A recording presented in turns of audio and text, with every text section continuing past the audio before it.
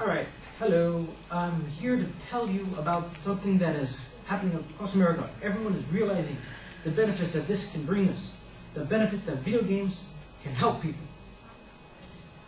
Now, video games helping people is not a new concept, but a lot of people, when they think a lot about video games helping people, sometimes people think about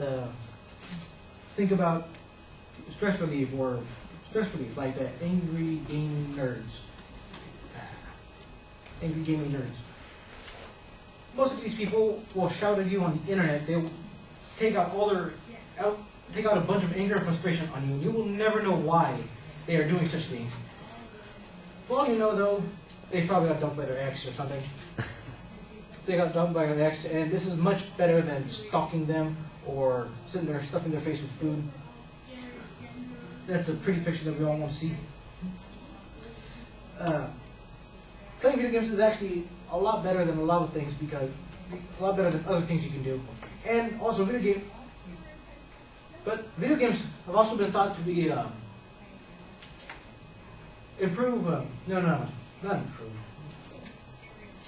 to raise violent crimes among children. Matter of fact, they have actually been lowering since the 90s, when the games started getting very popular. As game sales have gone up, violent crimes have actually gone down. That's statistical proof here.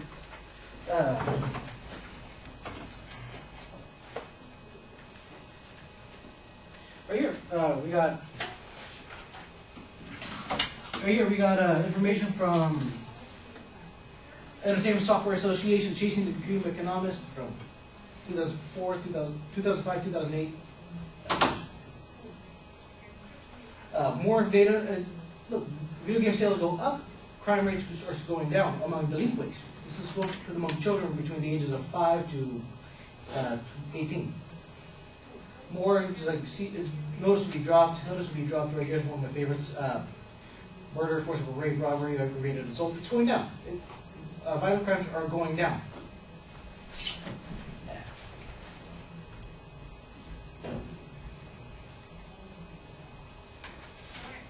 So gamings are good for this kind of thing. They're very soothing for whatever frustration they may have on the world. They could even be said to be therapeutic, such as Wake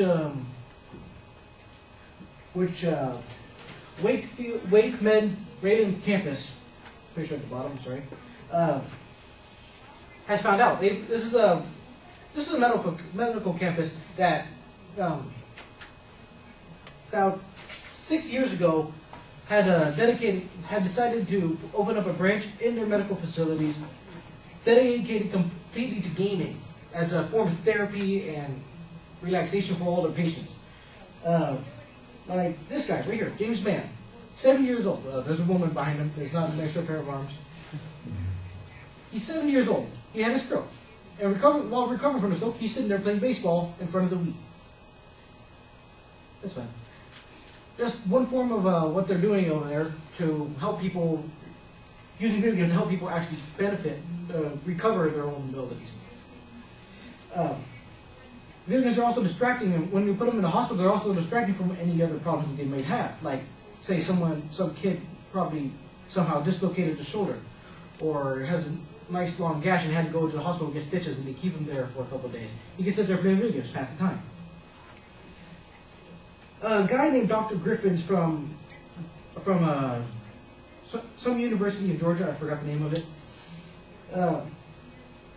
actually took ADH patients and other people who have involuntary motor functions and had them play games for a while, and they have actually recovered or gained motor function from that. It taught them how to control their own physical abilities. It can even teach you new things if you want, like have you ever actually thought about how complex video games can get when you're using a controller? I have no clue what controller that is. I just thought it was awesome looking. Space Orb 260. Okay. This gets very complicated, especially if you play games like a war game or a first-person shooter. You gotta keep track of everyone that's happening everyone on your team, you got like when you're in your vicinity, watch out who's coming for you. You got to keep an eye on the people that might be behind, that ran behind out of your sight. It gets very complicated, which can be translated to real life. Actually, it's actually been translated by giving it to doctors in order to control their fine motor skills for surgery. It's another thing, another piece of research by a professor named Jay Rosser Jr. In the survey or experiment he did, he found out that they will be faster and they will make less mistakes than doctors that do not play video games. So doctors that are warming up by playing video games before your surgery are not slacking off. They're actually getting better before they start playing. Before they start playing with your insides.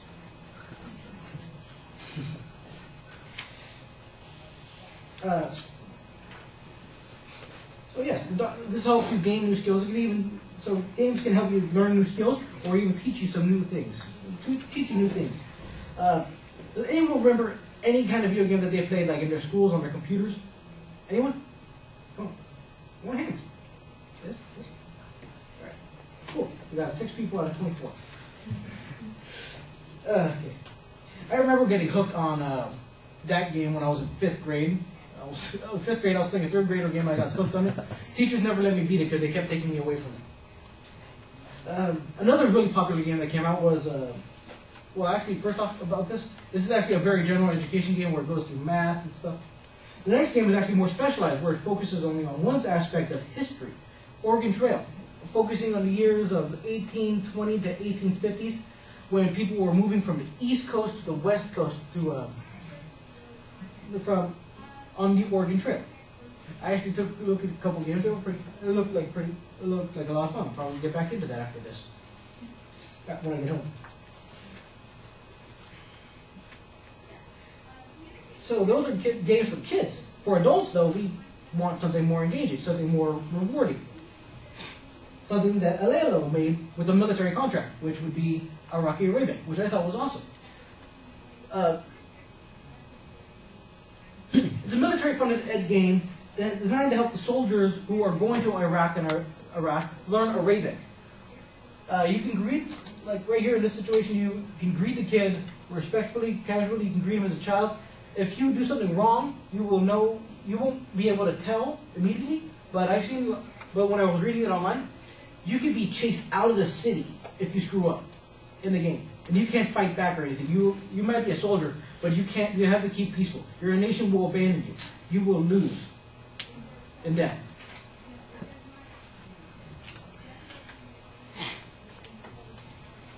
So, game. I could even see a situation where you just set up your friend. You tell him to do this because that's the answer, and all of a sudden he loses and he gets angry at you, and your boss is watching. He loses. You win. You get a laugh. All right. So, with that said, games are great for your anxiety and stuff. Anxiety, getting yourself systematically calmed down out of whatever angry or aggressive mood that you might be feeling. They can help you recover something, pass time, a little bit of a therapy session all by themselves. And they can also be used for education and be implemented, which they are actually being used more and more often now. Thank you.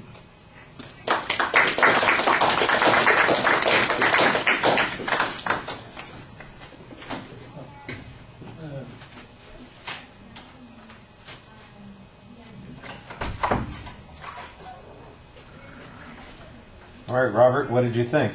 Okay. I thought that, like to start off, it was a good topic. Like it sort of made us open our minds and sort of think about really like get past the media like sort of negative that they put on it. I think that you could have probably been clear with like your purpose statement, because like you went into like what you were talking about, but you didn't really have like a specific like statement. And but yeah, like I really liked your charts, like because I wouldn't have known that crimes are dropping with video game rates going up, and there was a lot